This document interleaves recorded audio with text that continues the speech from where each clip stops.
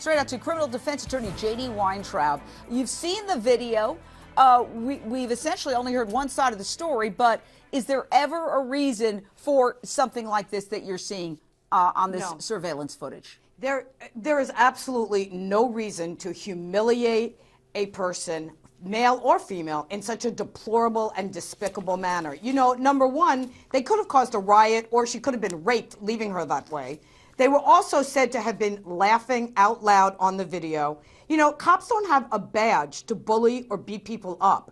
They have a badge to identify themselves and uphold the law. This isn't a matter of sensitivity training. This is a matter of human decency and treating someone with respect. These cops took everything into their hands. There is no reason why she was even hog-tied. Could you imagine a man, if his boxers were torn, not being given something to put on? This happens all the time. They give him a shirt. They give him a sheet. They don't leave somebody there to ridicule. Wait a second. I hear John Lieberman is shaking his head, so you're defending this? No, I fight for victims every day of my life, but we're only seeing a small part of what happened here. And when she says the officers, maybe one or two or three of the officers are at fault, but we don't know that the whole group of 15 officers, that nobody tried to stop it. And we know that they had a very belligerent, drunk woman there. The topless thing, that is, you know, inexcusable. Obviously, they should have put her shirt back on. But if she's yelling at police, if she's making a scene, if she's biting police, I mean, police also have a job to do.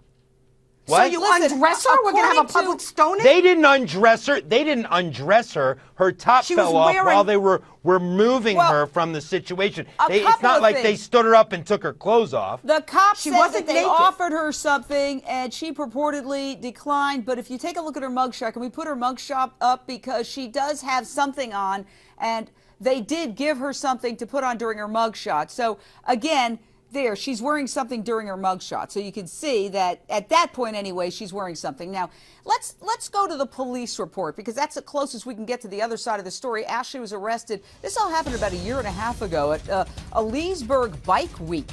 And so that's what you see here. Authorities reportedly found her arguing with a friend and asked the two of them to leave.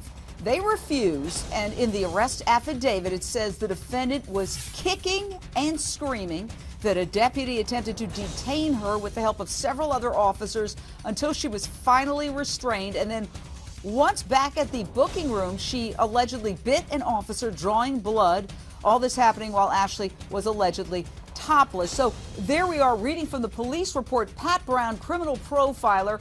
You know, we're trying to be as balanced as we can, given that the other side isn't talking. Right. But again, it comes down to the hog tying and the partial nudity. Is there ever a reason for that to continue more than a couple of seconds? Yeah, there is actually, because anybody watched the show Jail? You know, when the person comes in, they're fighting like crazy, they're violent as heck. The police must get them under control to protect everyone else and themselves. And if they keep fighting and fighting, they have to do what they have to do. This girl was fighting, she was biting, she was kicking, she was very, very violent.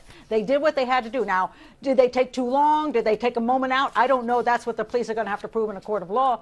But I say these people can get really, really, really violent. And all you have to do is control them. That's your job, is to control them. Protect themselves as well.